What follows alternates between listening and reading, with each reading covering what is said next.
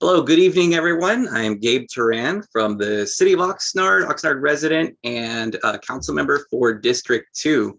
And I want to thank you for joining for this live streaming of the budget preview for the 22-23 fiscal year for the City of Oxnard.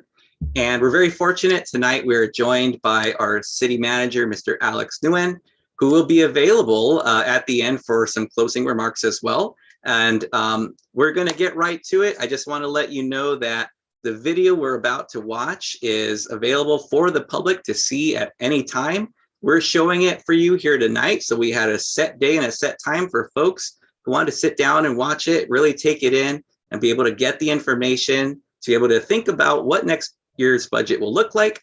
And if they have any thoughts, comments on that, how they can provide that to the city council. So without any further ado, we're going to go ahead and get started, and we will check in after the video has completed. Thank you very much.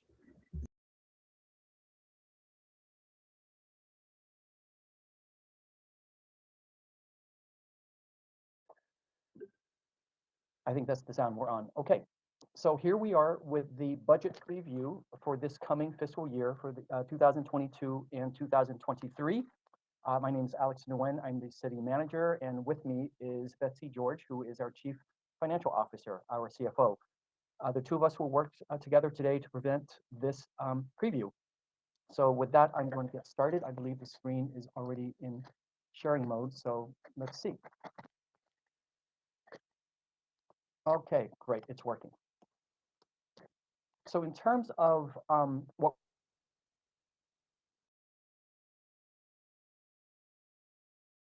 and also where we are and where we're headed, we will also then Ms. George will go through, provide a very, very brief summary of municipal budgeting, and then get into the preliminary recommendations that we will be making to the city council for next year's budget. And then I'll come back at the end with some concluding thoughts. So in terms of where we were, I just want to remind folks that not very long ago, literally 3 years ago, we were facing a $9.2 million structural deficit. And we've worked through that, including with standing a 2-year global pandemic that really did a number on the entire world. Here in Oxnard, it impacted us negatively as well.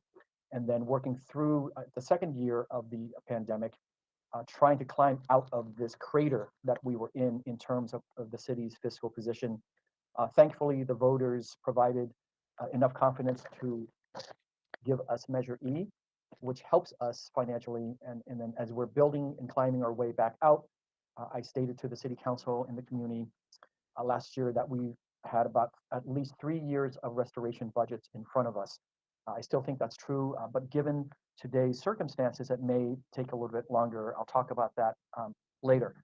But before I go on, I just want to say that there's no bad news here in our budget proposal. There are no bad choices to be made. It's all positive. So again, for a second year in a row, we are not facing any cuts of any kind. It's simply a question of what we can afford to add in this coming year.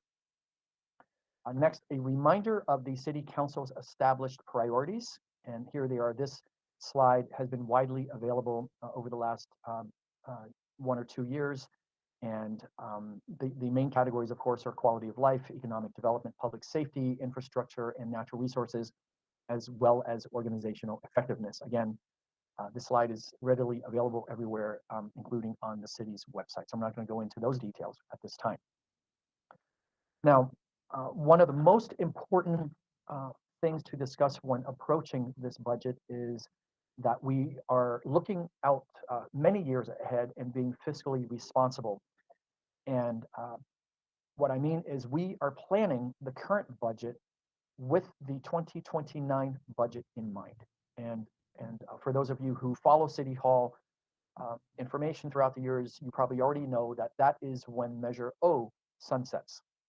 And we need to consider that now rather than come up to 2028 and face a financial cliff, which is essentially what it will be.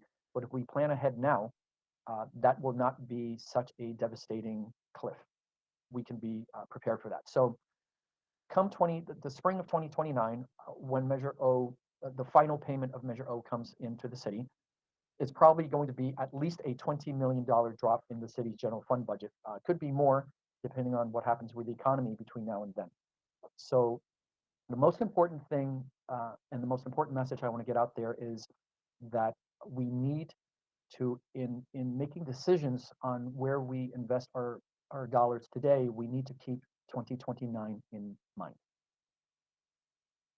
Next is organizational effectiveness. And that really comes down to where and what and when and how fast and how much we can achieve in terms of the council's priorities for this community.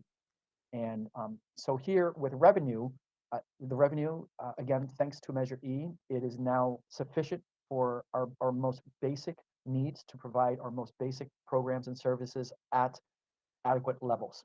But the revenue is what it is, and we hope for it to grow slightly over time. But again, external factors in the global economy have significant impact on that. But you can see here, depending on these choices and the policy choices that the city council makes, and that is based on the staff's recommendations, but the choices that the council ultimately makes in the budget determines, how much are we investing in staffing, how much are we investing in the other resources such as equipment, facilities, software, IT infrastructure, and that determines the amount or the speed and or the quality of the outcomes, be them services, programs, maintenance, and any areas of growth. So the top here shows you, if we are able to invest a lot in staffing and resources, then we can expect a lot more outcomes. And inversely, if we only invest a little bit, then the outcomes will be that much less. So and this is, of course, the classic balancing act that every city council faces every time they consider the next year's budget. So this is not unique to what we have to do in Oxnard. It is one of the primary duties and responsibilities of the city council, and one of the most difficult balancing acts they have to do for each budget. Now, I want to also point out the challenges in the year ahead, because there's a lot going on around us in the state, in the country, and around the world that will definitely impact us. So in addition to this pandemic that we're hopefully coming out of now, so we have, as a city, we are in labor contracts with all of our labor units right now. So we are in the midst of negotiating new labor contracts with all of our labor groups. So we don't know yet the outcomes of those. We're hoping to have them negotiated and presented to the city council in time for this budget, but it's hard, we've started early, but it's hard to determine exactly how long any particular labor group in the city will need to conclude labor negotiations. Next, of course, inflation. I think that's so much in the news, in the news that everyone's well aware of it, and B, as we as individuals and as companies and other businesses, and just including us at City Hall, as we go to purchase various items for everyday life, we notice the cost of all the goods and commodities have spiked this year. Supply chain disruption, this came as a major impact of the pandemic, but it is continuing and continues to disrupt our ability to, and not just the cities, but everyone's abilities to get the things that they need to do the work they do in the various sectors of the economy. Everyone's aware energy costs has gone up. So what's most obvious recently due to the Russian invasion of Ukraine is at the fuel pump, but you've also noticed it in terms of electricity, natural gas, other kinds of fuels. If the city also is a purchaser of those various sources of energy, so our costs for that is also increasing. Next is, we still don't know if and when this pandemic will officially become endemic, phase out of pandemic and become endemic. We are seeing, again, lockdowns of entire cities on the other side of the world. So clearly, there are still variants moving around the planet. So it's an unknown right now. Next, of course, is one of the other phenomena of the pandemic, the Great Resignation, and that is having an impact certainly around the country, uh, also in the news a lot and greatly affecting us. It has been this year, and I am certain will continue to be in the year to come, if not even a little bit longer, a significant challenge for us. We are also having a hard time finding applicants for many of the positions that we have currently, and I expect that with any positions that we're restoring to the various departments in order to meet the city council's priorities and objectives and the outcomes for the community, we're having a hard time hiring. There's a certainly in addition to this great resignation, we have seen a migration of a lot of sectors of folks moving from regular full-time jobs and government jobs into the private sector where they can enjoy not only better pay, but also more flexible hours and the ability to work remotely. So we're having a hard time. I'll talk about that more in the next slide. Inventory of deferred maintenance continues, it's mounting. So the longer it takes us to catch up on deferred maintenance, over time, the worse it gets. But it is something that now that we have adequate resources, we are beginning to catch up on. And I think that, when you drive around the city, you're starting to notice in terms of what's the visible infrastructure of the city, the landscaping, the street paving, and so on. But there's also a lot of invisible deferred maintenance that we have to deal with. A lot of the stuff that's underground, our buildings, and so on. So there's still plenty to catch up on. But the fact that we can't hire enough people is going to impact that. Again, the surprise of whatever this pandemic, whatever turn it takes next, is going to impact that. And the supply chain disruption will impact our work as well as what happens with inflation. If it continues, if it plateaus, or if it actually comes down anytime in the next year, also impacting the cost of the energy that we consume to run the city. Then, of course, lawsuits, just a part of our culture. I don't freak out about that. That's just how we settle differences in American society. It's actually not a bad thing at all. But as a city, again, like all cities, we will face lawsuits routinely. All right, moving on.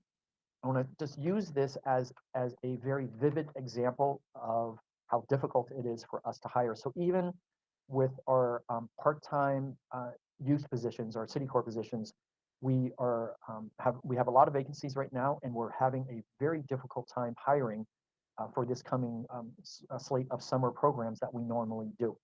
So here is a great example of what we're competing with, even for those entry-level jobs. If you look at this, so McDonald's is offering above minimum wage pay. They are providing a 30% employee discount. Imagine that, especially if you're a young person, 30% off French fries every day that you work. That is extraordinary. Also appealing, of course, is flexible hours rather than a rigid work week set of hours. And then this here, which is, I think, very interesting and frankly, I believe positive, up to $3,000 in tuition assistance. So even for entry-level jobs, we're going to have a hard time competing with the private sector. So those are my introductory remarks. I'm going to hand it over now to our CFO, Ms. Betsy George. Betsy, go ahead. Thank you, Mr. Nguyen. My name is Betsy George. I'm the Chief Financial Officer here at the City of Oxnard, and I'm going to provide a little bit of background on where we receive our revenues in order to meet the city's needs, and then talk a little bit more about our proposed budget for the next fiscal year. So on this slide, you have an example of the property taxes, which residents that own property within the city pay, and we get about 32% of our revenues from property taxes each year. However, on the property tax bills that residents pay, of the $5,000, the city is only receiving about $880 of that. And a large portion of it goes to the state and the county, funds education and other things. So when you see that property tax bill, know that that is not all necessarily coming directly to the city. And also, just as a side note, the amount that you're billed by the county is going to be a little bit higher than that 1% because there are bond payments for some of the school districts and some other assessments that are on those property tax bills. But again, the city only receives that approximately $880 on each bill for a $500,000 representative valued house. So the next slide shows the breakout of that property tax. So the 1% Proposition 13 property tax that's charged, this is how it's broken out. So I mentioned before, a large portion of it goes to schools, it goes to the county, and Oxnard receives the 17.6% of that 1% property tax. And that is, like I said, it's about a third of our revenue each year, and so it is a big portion, and we continue to monitor that and project that as property values change throughout the city.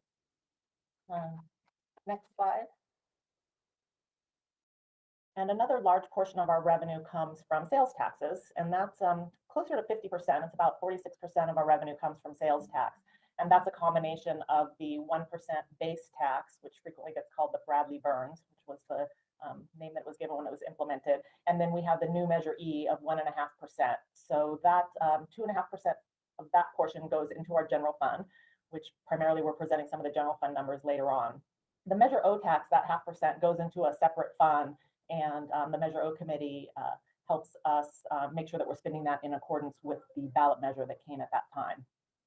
So the total 9.25% sales tax that people pay when they do make a purchase within the city limits of Oxnard, 3% of that comes to the city, plus a very small portion of that Prop 172 public safety tax, but a larger portion of that goes to the county. So really we're focusing on that 3% that comes to the city of Oxnard. Also to note, we have it circled here that in 2029, and Mr. Nguyen mentioned it earlier in his talking points, that the taxes are going to decrease for the residents. We'll be paying only 8.75%, but that's going to be a loss in revenue of about $20 million to the city in 2029 when Measure O sunsets. So we're working on forecasts that are several years out so we can make sure we can plan for that and what that might mean for initiative projects, priorities, and other services that we are able to provide. Next slide. An illustration of that sales tax. So on a $20 shirt, you'll pay $1.85 in sales tax. That's at 9.25%. And the city gets about 60 cents of that. And again, that's 3% of the total 9.25, or about a third of the tax that's paid by each resident on a purchase. So we've been collecting now our Measure E tax, which has been a great source of revenue for the city, and appreciate the support of the voters and the citizens in passing that ballot measure back in November 2020. And we, while the tax started being assessed in April of 2021, cash payments don't come to the city for a couple of months later. So we received our first influx of cash. We received a small amount back in June of 2021, with really our monthly allocations being at about $4.5 million each year that we're receiving. Sorry, each month, $4.5 million each month. And we've been receiving that since July of 2021. So in June, we'll have received a full 12 months of the Measure E sales tax. And currently for our 2022-23 budget year, we're estimating about $55 million in Measure E revenues. And so that is going to help us with these restoration budgets that we're working on. So last year we had presented a 3-year restoration plan. And so this budget that we're recommending now to council for the fiscal year 22-23 is year 2 of that 3-year restoration. So we're working on getting the improvements in and making good use of those Measure E funds. So a couple of budget highlights for this proposed budget that we're going to be bringing to the community and to the city council.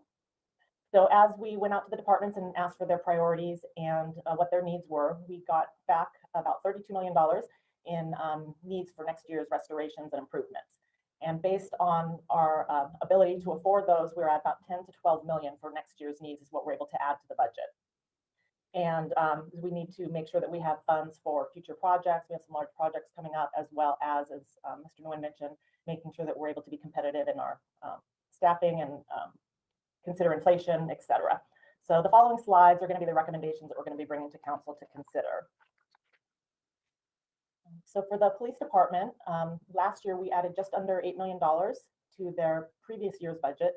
This year we're proposing adding around $925,000, so just under $1 million, and continuing on the focus of recruitment and hiring to address vacancies. We want to continue to invest in staffing to improve our service delivery for the 911 response times and that those calls that are received there.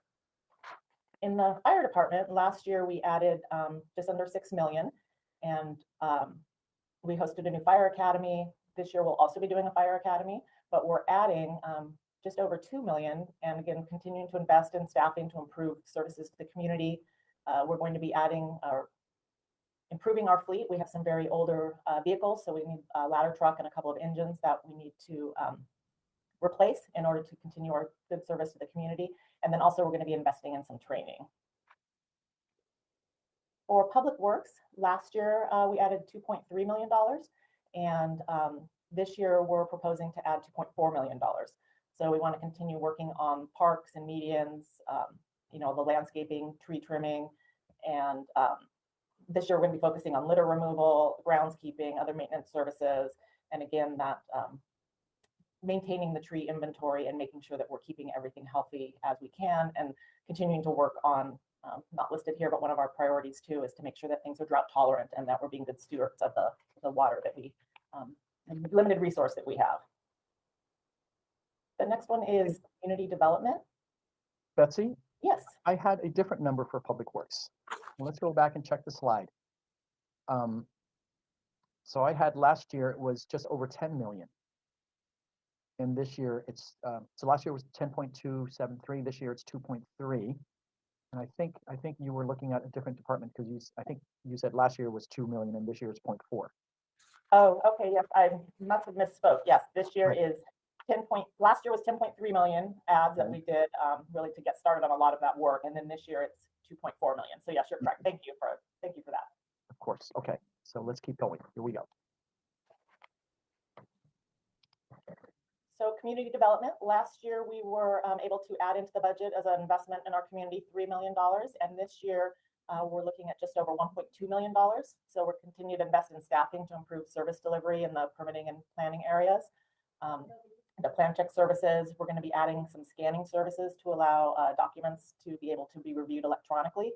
And then not included in the $1.2 million is the investment in the new ERP system. So we're going to be implementing in the next 18 months or so a interface that will allow electronic plan check and other services to the community that will be able to be done online rather than so much in person and paper based. So that should be a good it's a good investment and will really help our community and hopefully ensure better services. Cultural and community services, last year we made a large investment, $3 million, and really coming out of that, a lot of the COVID lockdowns, et cetera, and making sure that we were able to have those services for our seniors and youth. And then this year we're just continuing on that path to those investments in similar projects. The investment's much smaller, it's just under $200,000. And then the last department I'm going to highlight is technology, so IT, information technology. And that doesn't specifically come out of the general fund, but a large portion of it is allocated to the general fund because the technology department serves the entire city. Last year, we were increased about $3 million as we were continuing to migrate onto more up-to-date platforms. And this year, we're proposing a $3.5 million increase to improve our staffing levels and service delivery, upgraded outdated equipment and software, as well as enhanced cybersecurity. So there's work to be done in that department, and we think that investment is going to be of good use. Here's an overview of the departments. And again, I mentioned before, these are preliminary numbers. They're going to be proposed to council. And so all of the general fund departments listed here, these are the totals that we're proposing. And I think on the next slide, we show these in a pie form, which is a little easier to see. And so you can see that for the revenue side, some of the numbers that I mentioned earlier, as we talked about the taxes and how the city generates revenue, with property taxes being about 1/3 of our revenues, and then sales tax just under 50%. And then we have other fees and services. And then the expenditures, we're projecting in the general fund $202,600,000 in general fund expenditures. And police and fire, so public safety, are a big portion of that, as well as public works.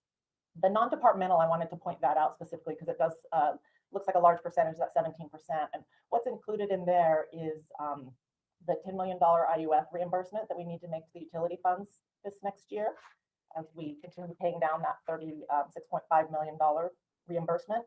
Also included there are the some bond payments. Our annual debt service is included in non-departmental, And then our capital improvement projects. So we have about just under $12 million in capital improvement projects, mostly streets and alleyways that are included in non-departmental. So that's why that percentage is big. So those are, especially the capital improvement is really direct improvements for the city. And then here's an overview of all of our funds. So the general fund is about a third of the total expenditures for the city, but we're looking at just around $613 million in our preliminary budget for citywide.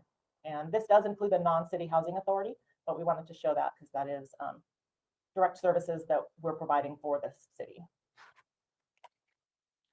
And then last, I'm going to talk a little bit about Measure E and what we're calling the weaning schedule. And so as we've mentioned before, I'm sorry, I said Measure E, I meant Measure O, Measure O weaning schedule. And so Measure O is the half-cent sales tax, and it sunsets in 2029. It's about $20 million a year of sales tax revenue for the city. And so as we're planning ahead, we need to make decisions on how to bring those expenditures into the general fund in order to continue those. And so on April 27th, which is, April 28th, tomorrow, the day after we're making this recording, we're taking this to the Measure O committee for their feedback on our recommendations before we take it to City Council. And so the next slide shows what our proposal is for this first year. We have some ongoing Fire Station 8 operations that are currently paid out of Measure O funds, $4.7 million. And our proposal is for this year to move those into the general fund, and then in lieu of that from Measure O, pay for some one-time projects, alleyway resurfacing, some IT upgrades, library Wi-Fi, and then paying down some bonds that we have that are currently serviced out of Measure O. So that's the proposed weaning schedule for year one of what will likely be a 7 or 8 year planning cycle to move those Measure O expenditures into the general fund as we're able. So that was all I had on the proposed budget. And so I'm going to send it back to our city manager. Thank you, Betsy. All right, so just a few concluding remarks. So the key thing in terms of, again, how we on the executive staff are viewing this budget proposal, you remember earlier I said, we have to be fiscally responsible and work today with 2029 in mind when Measure O sunsets, so that we don't have whoever the city council is in 2029, or the city manager and whoever else is here when that time comes, so that they're not facing with a sudden $20+ million fiscal cliff. And then, so once you take that into account, then we just, it comes back down to what can we achieve with what we have, and that we need to be mindful of that. We need to be realistic about that. And given what's happening in the world today, we need to be realistic about how fast and how much. So as a reminder, the revenue here is what it is. And so what we choose to invest in staffing and resources also determines, again, the amounts, the speed, and the quality of the various outcomes. So that's, again, this balancing act that the city council, this exercise that they must go through to come out the other end and affirm and pass a budget. So one of the things I've been focused on is improving organizational effectiveness. And of course, a significant aspect of that is how much we can invest. But it also has to do with the long-term organizational culture that's been established here. Even though we do have routine turnover every year, attrition in terms of people retiring, people leaving for better opportunities elsewhere, there's always a standard attrition. But we still have a core cadre of employees that are here year after year. So it's now having new resources available. The organizational culture now has the opportunity to continue to improve, to be more efficient, to be more productive, and hopefully at some point soon, when we have enough folks here and enough to get more quality talent, to get at a place where we can also be more and more innovative. That is a goal. Again, as a reminder, there is a fiscal cliff coming in 2029. So we are every year between now and then, we are keeping that in mind. Again, a reminder about all the external challenges. All of these aspects here, how we settle our labor negotiations this year will impact what kind of investment is made into the workforce, what happens with inflation, what happens with the supply chain disruption, in terms of the cost of the energy that the city as an entity must consume. If those costs remain high, that will impact what we can and can't do, what happens with the hopefully the tail end of this pandemic, and will also determine what other disruptions we may or may not have in the year to come. How this great resignation rebalances itself will determine both the speed at which we can hire staff in our efforts to restore our programs and services, but also as significantly the quality of the applicants that we receive. And one of the things I'm determined not to do is hire in a panic and be saddled with mediocre employees going forward. So we still need to be as selective as we possibly can be in this this very interesting and disturbing labor market. So our inventory of deferred maintenance, we are playing catch up, and we are getting to it as fast as we can. Again, we want to do a good job of that and not just do the quick and easy job. And of course, lawsuits are lawsuits; they will happen. So that finishes this presentation, this budget preview. Upcoming meetings, we're presenting this first and foremost at the INCO meeting on May 4th, and after that, we'll be at the city's Finance and Governance Committee. After that, the public hearing at City Council on June 7th, and then with various amounts of input at both of those meetings, all these meetings actually, and then ultimately coming to City Council on June 21st for hopefully an adoption. Now we will be pushing this video out as far and as wide and as frequently as we can, in the hopes that many people will take the time to review this budget preview and provide feedback and input, questions and comments to the city council members as well as to city staff. So with that, thank you very much for making it through the end of this presentation. Thank you.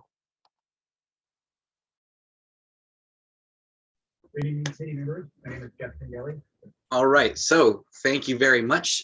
Before we close here, that was a really great presentation. I want to give thanks again to our city manager, Alex Nguyen, and our CFO, Ms. Betsy George. I'm going to turn it over to our city manager for just a moment to see any additional thoughts or closing remarks he'd like to make before we wrap this up. So Alex, go ahead. Thank you, Council Member. The one thing I would say is, for anyone who did take the time to view this here live with us, thank you. And anyone who views it, has viewed it before in the future, thank you. It's coming to the City Council, as you saw, on June 7th and again on June 21st. So there's still time for more public input, and you can continue to provide input, whether it's via email, phone calls, or at these upcoming meetings. But I think the most important thing, as I tried to highlight, is there's no bad news, and we also minding our finances in terms of when Measure O sunsets in 2029. So we are being fiscally conservative from that aspect. But overall, I believe that everyone can notice that things are slowly improving across the city, and we will continue that forward momentum. Thank you. Great, thank you very much. So with that, I'm going to conclude this particular event. Thank you so much again to our city manager, Mr. Nguyen, for coming out. And thank you again to you and the CFO for putting together that presentation. And I hope folks will take the time to review anything you'd like to see again. The point of this was so that you have a chance to see the video. You can rewatch this stream again if you would like, or you can go to the City of Oxnard's YouTube page at youtube.com/Oxnard News. You can also obtain information on the budget from the budget documents and the staff reports.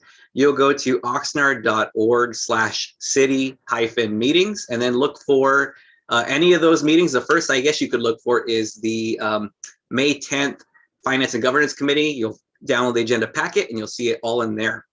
You can also download these items from the finance department's page on the city's website. And I put that link in the comments on Facebook, and I'll add it to these comments for this video. Thank you again, everybody. Hope you have a great